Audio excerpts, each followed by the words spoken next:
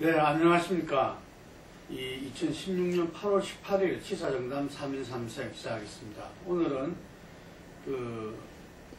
박근혜 대통령이 드디어 개각을 했습니다. 그리고 8.15 경축사에서 건국절을 이렇게 언급해서 상당히 논란이 되고 있습니다. 그리고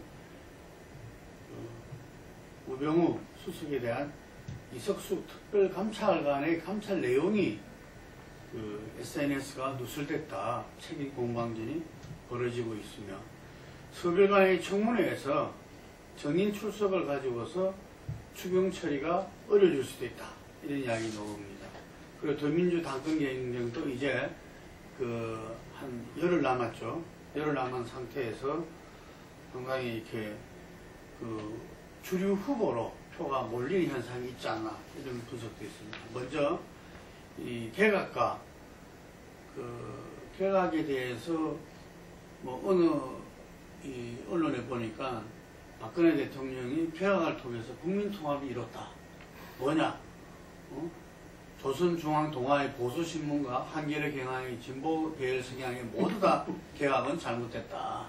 라는 식으로 통합을 이뤘다고 다시 기사를 썼더라고요. 네.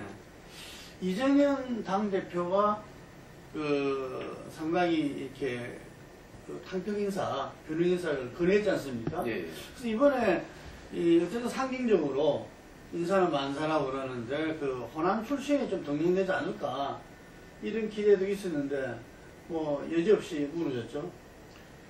요번에 이제 김재수 농림축산 식품부 장관 이분이 이렇게 경북 출신입니다. 원래는 이제 보통 이렇게 이쪽 부분은 이렇게 호남 출신을 배려 많이 이제 이정현 대표가 이렇게 탕평 인사를 건했는데도 불구하고 이렇게 오히려 이제 또 TK 인사 쪽으로 더 가는 이런 현상이 벌어다 보니까 이 대표가 건의한 것은 이게 뭐냐 이렇게 되는 것 같습니다.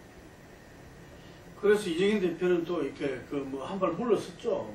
인사는 대통령 고유 권한이다 이렇게.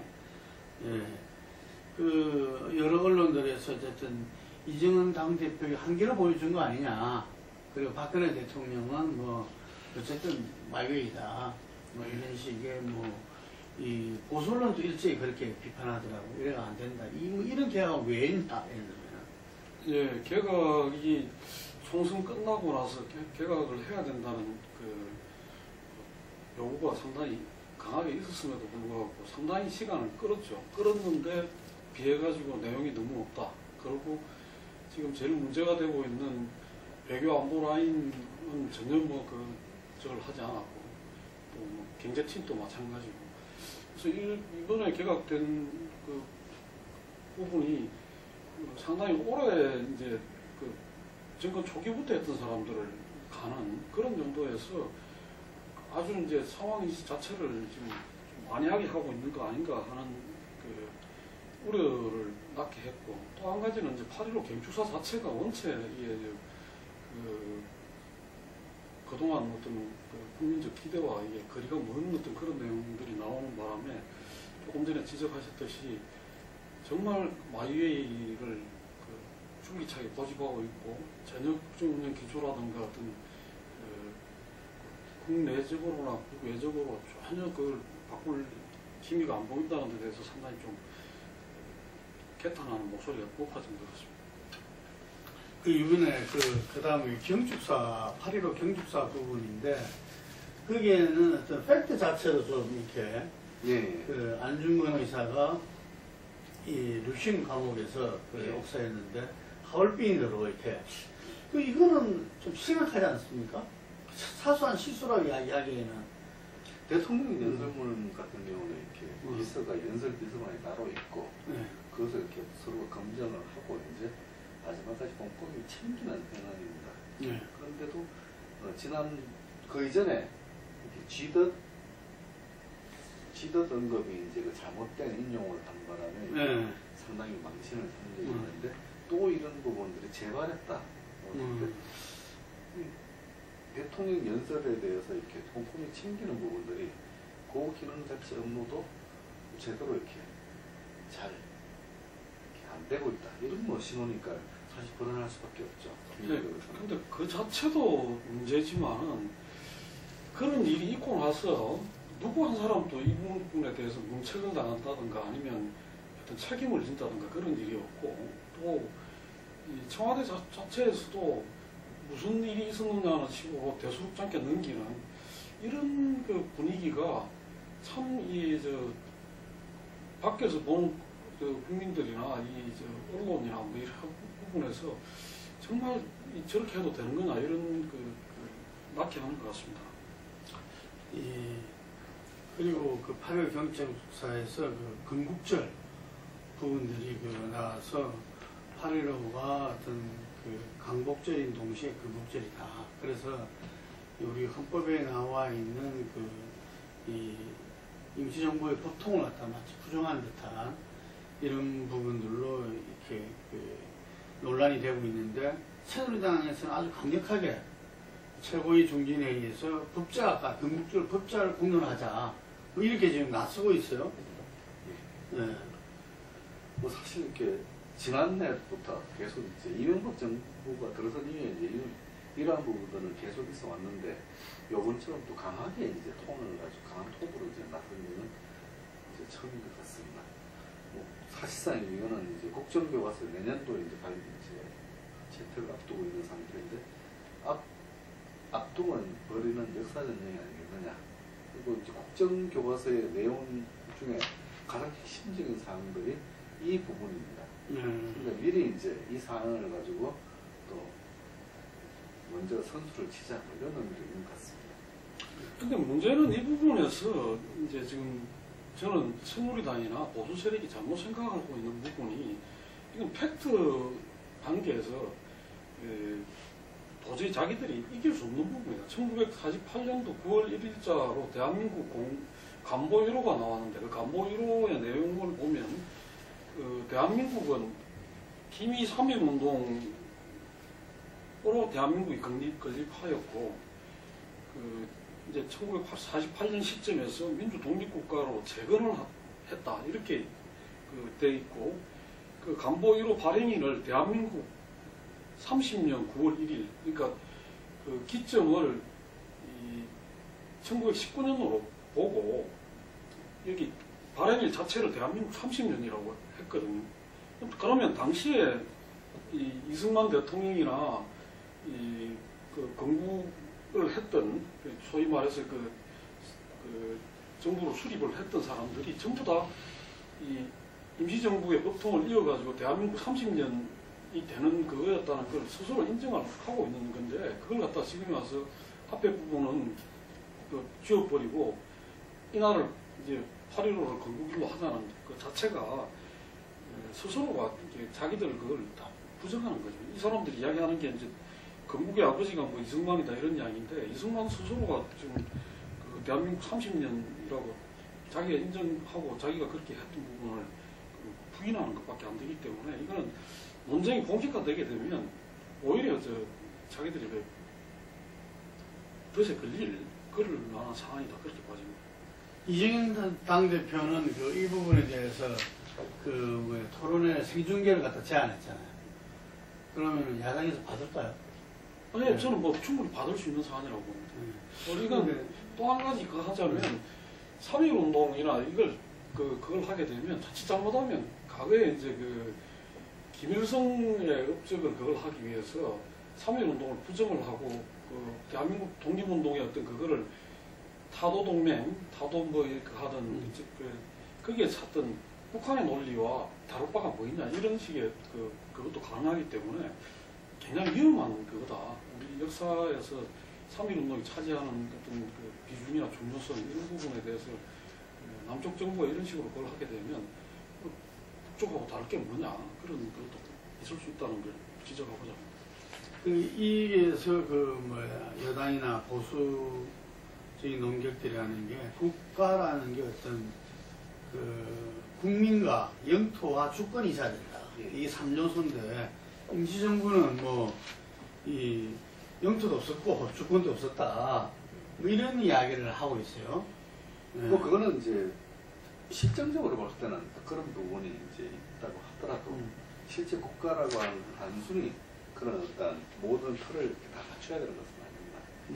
뭐 실제 이제 우리가 이제 국제적인 관계에서 봤을 때 이렇게 건국이라는 것을 인정하고 임시정부를 구성하게 되면은 저희들은 이전부터 일본 영토에 속했던 한 지방이 됩니다. 그게 이제 그리고 만약 임시정부가 정통성 인정받으면은 우리는 연합국, 즉 성정국으로 지위가 이제 격상될 때는 다른 차원의 문제가 되는 부분입니다. 그 다음에 이제 건국이라고 넘어가 버리면은 그 이전에 모든 역사 자체가 부인되고 그야말로 이제 일본의 한 지방정부가 되어버립니다. 우리 역사 자체를. 그러니까 굉장히 위험한 발상들이고 의미가 있기 때문에 안희정 충남지사는 그래서 이렇게 성전 기념일을 하자. 광복제에다 성전 기념일을 하자라고 하고 주장한 것은 이런 맥락을 타고 있는 부분입니다. 그러니까 지금 여권에서 이 건국주를 주장하는 본질은 어떤 측면에서는 그 한국 사회의 어떤 기독교인 친일 아킬레스건이 작용한 거 아니냐. 그 여권을 구성하고 있는 특히 또 그 박근혜 대통령의 어떤 부친이신 고 박정희 대통령이 또 이렇게 만주군이나 일본군에서 했던 뭐 이런 부분들과 또 처음에 주요하게 어떤 이 정부 부처를 갖다가 구성했던 부분들이 이 친일 세력들이 많았지 않습니까? 그런 게 그런 부분들에 대한 아킬레스건이 있다. 뭐 이렇게도 이야기하는데 실제로 지금 아까 이 내년 국정교과서 발간 앞도 역사 전쟁이다 이렇게 이야기했는데 지금 여권에서 이 지금 준비하고 있는 게 만만치 않은 것 같아요. 예, 뭐 근데 저는 이게 그렇게까지 치밀하게 준비돼서 나왔다기보다는 그 직전에 이제 그 강북군 원로들하고 면담해서 강북군 원로들이 원로 중에 한 분이 그 대통령 면전에서 통렬하게 지적을 했죠. 이 문제를 잘못된 역사관이다 이렇게 지적을 했는데 그거에 대해서 오히려 발끈했던 게 아닌가 대통령이 건국이라는 이야기를 다시 그걸 했던 거는 그런 점에서는 그러고 나니까 또 법여건에서 이제 그걸 지원하고 뭐 뒷받침을 한다고 저렇게 하는데 이 부분은 지금 뭐 그 대통령 임기 초도 아니고 임기 말로 가면서 이런 식의 어떤 그런 역사 논쟁 내지는 이념 논쟁을 붙여가지고 과연 이게 그 감당할 수 있겠는가 또 정국을 어떻게 하자는 것인가 이런 점에 대해서는 참 걱정스럽다 이렇게 봐서 좀 불필요한 걸로 가지 말고 좀 임기 말에 잘 어떻게 마무리를 하는 쪽으로 가야 될 건데 너무 좀 이상하게 가는 방향을 갖고 있는 거 아닌가 이런 생각이 그 역사를 모르는 민족은 미래가 없다고 합니다. 어쨌든 이걸 계기를 통해서 전 국민들이 우리가 그 일제 항쟁했던 그리고 그 가운데서 어려운 가운데서도 임시정부를 수립하고 이게 그래서 그래야만이 강복절이 남으로부터 주어진 것은 아니다 하고 그 이전의 어떤 역사가 바로 설 수 있다 뭐 이런 이 점들이 이렇게 이번 기회를 통해서 더욱더 공유되기를 바랍니다. 지금 이번 개각에 아까 말씀했던 개각에 대해서 큰 특징으로 보자면은 어쨌든 조윤선이 또 돌아왔다는 거하고 역시 그 우병우가 건재했다 뭐 이런 부분들인데 현재 우병우 이 민정수석 문제는 특별감찰관으로 지금 가 있는 거잖아요. 그런데 이게 곧 이제 그 발표가 지금 되게 돼 있죠. 발표가 됐습니까? 예. 예. 오늘 발표됐습니까? 네, 오늘 발표됐고 이제 그거로 발표를 함으로써 예. 특별감찰 활동이 사실상 종료된 걸로 봐야 되는 그런 예. 오늘 발표의 기본 요지는 뭡니까? 발표 요지는 그 두 가지인데요.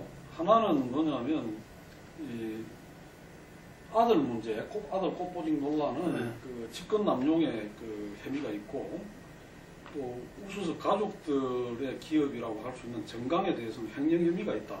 그래서 두 가지를 가지고 직권 남용 혐의와 그 횡령 혐의를 가지고 수사 의뢰서를 검찰에 보냈습니다. 그러면 지난번에 신 검사장에 대한 어떤 이 인사검증에서 그런 부분들은 포함이 안 됐던 모양이에요. 예, 처가 재산 문제라든가 뭐 화성 땅 문제는 특별 감찰 대상으로 삼기가 어려웠다. 그러니까 뭐 시점이 안 맞았다 그런 얘기입니다. 특별 감찰법에 따르면 이렇게 수석도 비서가 한다. 저희 이제 공직 재임 기간 중 비리기 때문에 이렇게 감찰 대상과 내용이 그렇게 한정될 수밖에 없는 여건입니다. 그럼 검정 실패는 비리가 아니기 때문에 그런 거예요? 예?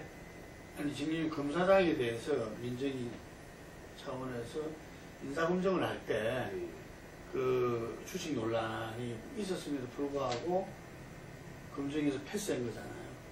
그 부분들은 이제 업무 감찰이라든가 또 다른 경로 또 다른 비위 사실 이제 진검사장과 우수석 간에 다른 비위 사실이 존재하지 않는 한은 이걸 뭐 예, 감찰 대상이라고 보기는 어려울 것 같습니다. 그러니까 이게 정치적 책임 내지는 그 부실 이제 검증 뭐 이런 거에 대한 저거는 될 수 있겠습니다만 이 자체가 어떤 특별 감찰에서 다룰 사안은 아닌 것 같습니다.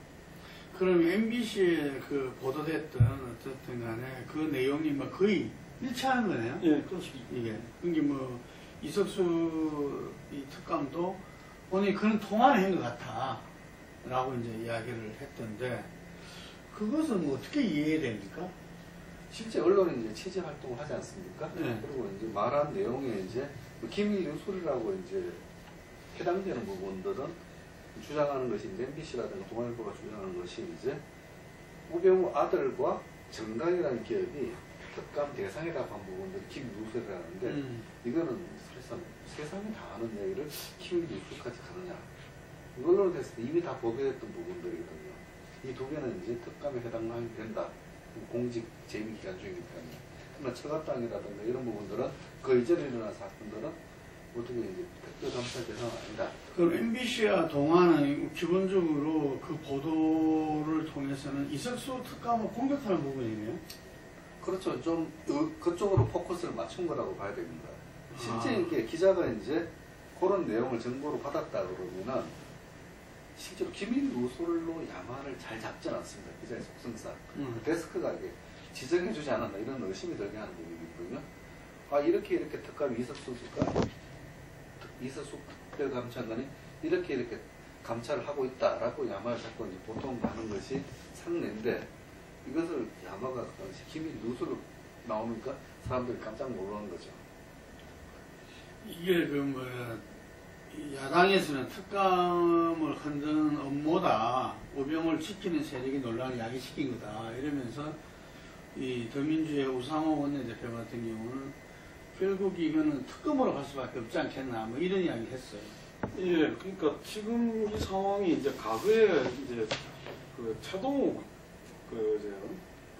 검찰총장을 몰아내기 위해서 그때 당시에 조선일 보가 이제 그 최동욱이 이제 혼외 자식 문제를 켜고 그걸 이제 집중적으로 공격을 하고 청와대가 그걸 밀고 하면서 결국은 낙마를 시켰죠.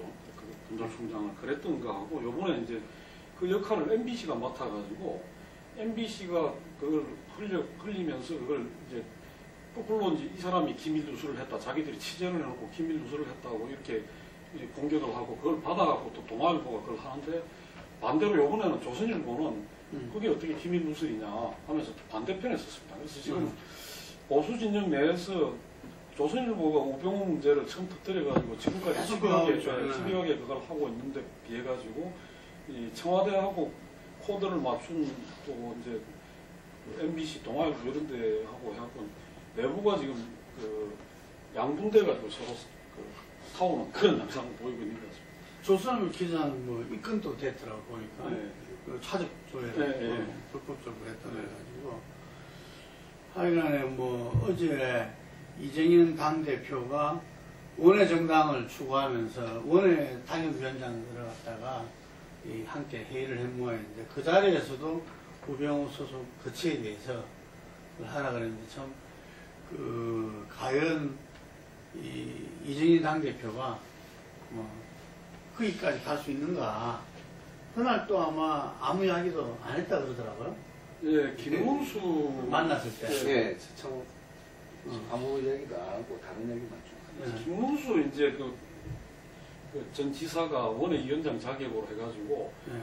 우병우를 이대로 두서는 안 된다는 걸 원외위원장 이름으로라도 건의를 해야 된다. 당 지도부와 그렇게 이야기했는데 그걸 그 자리에서 받아가지고 이정현 대표는 빠져나가 버렸어요. 그 청와대에서 원외위원장들을 초청해갖고 식사를 하는 자리를 만들어 달라고 자기가 건의를 했다. 그 이야기를 하고 일정은 김재원 정무수석하고 상의를 하기로 했다. 좀 기다려보라는 식으로 넘어가 버렸습니다. 그 말에 대한 답답을 안 하고. 네. 하여간에 우병우 민정수석은 어떤 측면에서는 막 박근혜 대통령도 이전에 김기춘 실장도 굉장히 오래 걸리지 않아 1년 정도 걸린 것 같아요. 그렇죠. 이게 응? 근데 누가 보더라도 네. 오늘 이제 혐의가 있다고 특별감찰에서 보고 이걸 검찰에 수사 의뢰를 했으면 네. 이제 그 시점에서 물러나는 게 옳죠. 왜냐하면 이 청와대 민정수석이 검찰의 수사를 받으면서 수사 의뢰를 했으니까 수사를 해야 될 거 아니에요. 수사를 받으면서 또 한편으로는 민정수석의 어떤 직을 수행한다는 것이 도저히 그건 국민들이 용납하기가 어렵고 그건 이 정부도 그렇게까지 가서는 안 되는 거 아니냐. 그럼 그건 검찰 자체가 지금 완전히 우병우를 감수하기 위해서 그걸 하고 있다고 다 사람들이 보고 있는데 검찰은 우병우를 수사를 하고 자기는 민정수석으로서 자기 권력을 갖고 검찰을 누르고 한편으로 수사를 받고 이런 모양새가 계속 가는 게 나라 꼴이 굉장히 우스워지는 거기 때문에 지금이라도 이제 나는 사퇴를 하고 수사에 임하겠다 그렇게 나가는 게 정도가 아닌가 그렇게 봐집니다. 하여간 이건 그냥 우병우 본인만의 어떤 판단과 결정으로 될 수는 없겠지만 어쨌든 지금 1년 6개월 남은 박근혜 정부 입장에서 국정에 전념하기 위해서라도 뭔가 정리가 돼야 되지 않나 이렇게 봅니다. 한편으로는 이번에 추경을 합의하면서 서별관회 청문회를 하기로 했는데 정립 문제 때문에 지금 이제 상당히 난항을 겪으면서 추경 처리도 지금 힘들다, 협조하기 어렵다 이렇게 되고 있는 모양이죠. 애초 여야 협상할 때 이렇게 추경과 연계돼서 청문회를 같이 합의를 했거든요. 근데 이 청문회라는 것이 서별관회 청문회라는 것이 그 당시 대우조선에 대한 4조 2천억 원 지원을 결정할 당시에 당사자들을 불러서 그것을 물어보고 진위가 어떻게 되는지 파악을 할 수 있어야 되는데 그 당시 당사자들인 최경환 전 총리나 부총리라든가 그다음에 안종범 현 그 당시 경제수석 그다음에 그렇죠. 김기태 사는 은행장 그 당시. 이 세 명을 빼겠다고 하니까 이게 야당으로서는 받을 수가 없죠. 이 세 분을 불러서 이렇게 그 당시 왜 어떻게 됐고 그 당시 상황은 어떻게 됐냐 이렇게 해야지 이제 청문회로서 이렇게 기능을 할 수가 있는데 그걸 이제 안 하겠다라고 근데 하니까 지금 현재 추경도 참 난감한 상황이 됩니다. 근데 문제는 이번 추경 자체가 바로 그 문제 때문에 한 추경이잖아요. 그렇죠. 그러니까 대우조선 이제 구조조정 문제 때문에 이게 시급하게 국가에서 이게 재정을 풀어갖고라도 이게 적을 해야 된다. 그렇게 시작이 된 거기 때문에 그렇게 추경을 처리를 하려고 한다면 그 이전 단계에서 대우조선 문제가 어떻게 돼가지고 나라 돈이 그렇게 들어갔는데도 저지경이 됐는가에 대한 진상이 밝혀지고 그런 상태에서 그러면 그 책임자에 대해서는 어떻게 하겠다는 앞으로 이런 일이 발생하지 않기 위해서는 뭔가 어떻게 개선하겠다는 게 되면서 추경이 처리가 돼야지 국민들이 납득을 하죠. 납득을 하는데 그래서 지금 이거는 여야의 문제가 아니라 조선동화 문화일보 이런 보수 언론에서도 말이 안 된다. 그러고 이렇게 제가 하면 안 되고 최경환이나 안종범이나 다 불러가지고 청문회를 제대로 해야 된다는 게 보수 언론들의 주장이기도 합니다. 홍기택이 우리나라 들어왔어요? 아니 불러내야죠. 이제 본인이 외국에 계속 지금 하는데 그것도 제가 보기에는 꼴이 같다는 거고요.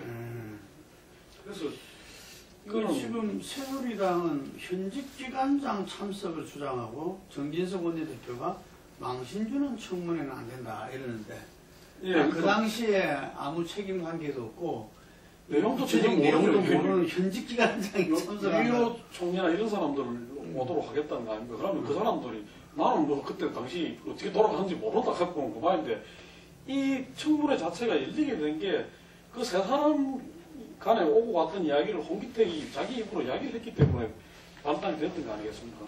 우리가 아는 청문회는 현직에 있던 사람도 잘 모르겠다 하는 것이 기본 전략인데 현직에 있지도 그 당시에 있지도 않는 지금 현직 사람을 부르면 그거는 뭐 하나만 하는 청문회가 될 수밖에 없겠죠. 무엇보다 아까 이제 본부장 지적하신 이렇게 수십조 원의 예산이 국가 세금이 들어가는 일인데 이렇게 이제 그사 주물렀다 담당 의사 결정자들이 안 나온다 이렇게 되면 국민들이 진짜 동의를 할까 좀 의구심이 납니다. 지금 이걸 보면은 총선 이번 20대 총선 민심이 180석을 이야기하던 그 새누리당을 참패를 시킨 그런 국민 민심에 대해서 전혀 지금 새누리당과 이 여권에서 그 부분들을 이 총선 민의를 수용하겠다고 말만 하고 말이죠. 지금 그 개각도 그렇고 지금 이번에 이 부분에서 가지고 청문회 부분에서도 어떤 측면에서 전부 다 청와대에 이제 말하면은 박근혜 대통령이 다 눈치 보기에 겪고 있다. 이게 그렇지 않다면은 뭐 이런 정인 출석 문제 가지고 말이지 이 추경철이 어떻게 보면 지금 이번 그 정기 국회도 지금 제대로 될까 싶어요. 이게 그렇게 이제 완전히 흐름이 이렇게 가니까 전번에 이제 뭐 그 이정현 그 대표 됐다고 불러다가고 밖에서 보는 시선이 어떻든 간에 막 화학 찬란한 그 메뉴를 해가지고 그 식사를 하고 그러면서 지탄을 받고 해도 진짜 오불가능이다 가는 게 보면 그래서 참 걱정됩니다. 이게 이렇게까지 이 민심과 엇나가고 또 그러면 새누리당이라도 좀 어쨌든 이 민심을 반영하려고 하는 노력을 보여야 되는데 거꾸로 지금 완전히 뭐 지금 이정현 대표 오고 나서 다시 이제 그 청와대 비위 맞추기 눈치 보기에 급급한 모양새로 가니까 아마 이게 그 새누리당도 저대로 계속 가겠나 그런 걱정도 되고 그렇습니다. 아직 이정현 대표가 이제 선출된 지 이제 열흘이 채 안 됐는데 섬기는 리더십이라고 하는 것이 세 가지 사건들 건국절 법제화 그 다음에 이제 이석수 특별감찰관에 대한 법적 처리 여부 친박설이고요. 다음 서빌관 회의 이렇게 정인 출석 불허 이 세 가지를 한 세트로 지금 동시에 이루어졌거든요. 이게 이정현 대표가 말하는 섬기는 리더십이 이건가 하는 생각을 들게 하는 겁니다. 그 이정현 당대표가 박근혜 대통령 그리고 친박 세력에는 약이 될 수도 있겠죠. 지금 이제는 저는 레임덕을 갖다가 막은 거고 어쨌든 당에 계속 그 당과 부여파함이 있던 비주류 지도부가 있다 보니까 그런 면에서 본인들이 서로 이야기했듯이 완전한 하나다 이야기할 수 있겠지만 바로 이것이 독이 돼가지고 실제로 이 앞으로 남은 국정 운영이라든지 그 여당이 어떤 이 총선 민의 여소야대 속에서 어떤 국회를 끌어나가는 부분이 뭐 한 발짝도 못 나갈 수 있는 그런 상황이 이 심히 우려되는 지금 이 상황입니다. 그래서 이 부분들에 대해서 어째 말하면은 그 언론들도 뭐 이렇게 보수 진보 할 거 없이 전부 다 나서서 이야기하고 있는데 어쨌든 그 이야기를 갖다가 거의 뭐 이렇게 자기가 비판받고 있지만 예를 들면 이 역사를 위해 국민을 위해서 뚜벅뚜벅 나가겠다 이렇게 이야기하면 참 할 말이 없는 상황인데 참 이게서 뭐 뭔가 이 지혜가 있어야 될 것 같아요. 이게 하여간에 우리 정치를 갖다가 좀 풀어나가기 위한 어떤 지혜가 여야 모두에게 요구되는 시점이라고 보겠습니다. 더민주는 이제 뭐 처음에 예를 들면 뭐 몇 가지 뭐다 하는 것이 이렇게 후보들이 이 두 분에서 이 제3, 제4 후보들이 있고 예비 컷업을 거치면서 지금 조금 치열해진 느낌이 있습니다. 그런데 세 분 추미애, 김상곤, 이정글 후보가 나름대로 좀 차별화를 갖고 있는 것 같아요. 네. 네. 어떻습니까?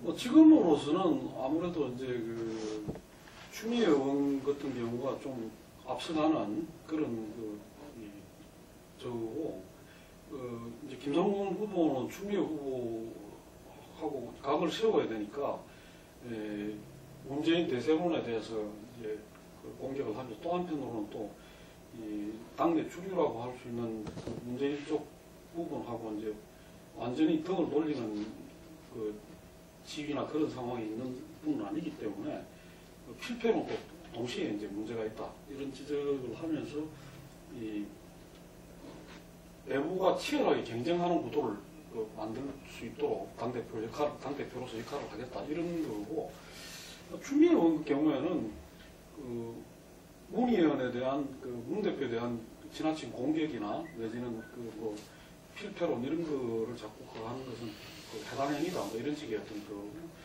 이종걸 후보 경우에는 이대로 가면 이해창 꼴난다 뭐 그런 걸 하면서 어쨌든 판을 지금 좀 흔들고 바꿔야지만 야권의 기회가 생긴다 이런 쪽으로 해갖고 조금씩 접근하는 그게 다른 것 같습니다.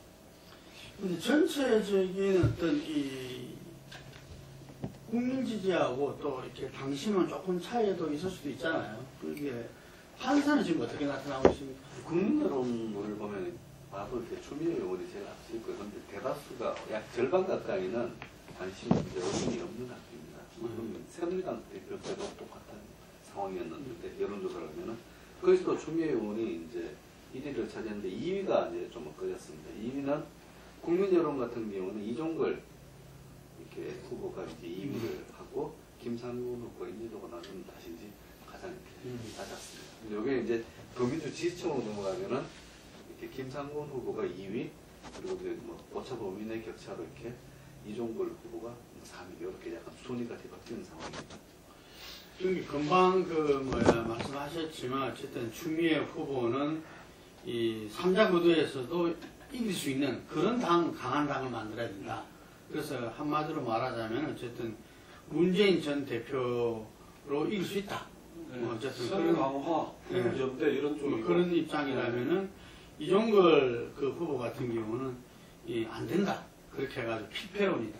그래가지고 새로운 대선 경쟁판이 구축되지 않으면 안 된다.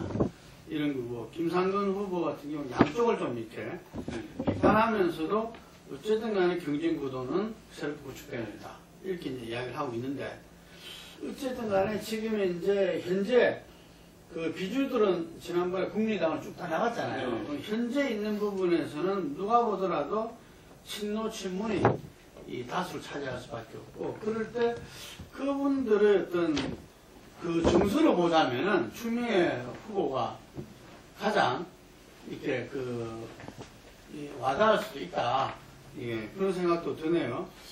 근데 그 부분이 저는 여전히 조금 이제 미지수인데, 그러니까 이제 이 당에 좀 저거 했던 분들, 오래된 당원들은 어떨지 모르겠습니다만은, 이 추미애 의원 경우에 이제 전번에도 그런 지적이 있었습니다만, 탄핵 문제나 이런 게 있었고 해가지고, 지금부터 당일 이제 연설이나 이 어떤 그 흐름 이런 것들이 어떻게 작용할지 그 부분에 대해서는 조금은 좀 유동성이 있지 않나 그렇게 봐집니다. 왜냐하면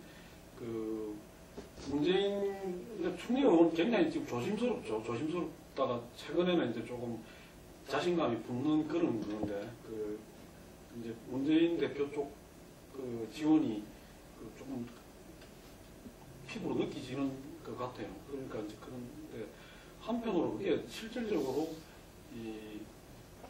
문재인을 지지하는 일반 어떤 그런 부분들, 뭐 온라인 강화이나 이런 부분들에서 어떻게 접근할지는 두고 볼 필요가 있지 않나 그렇게 생각합니다.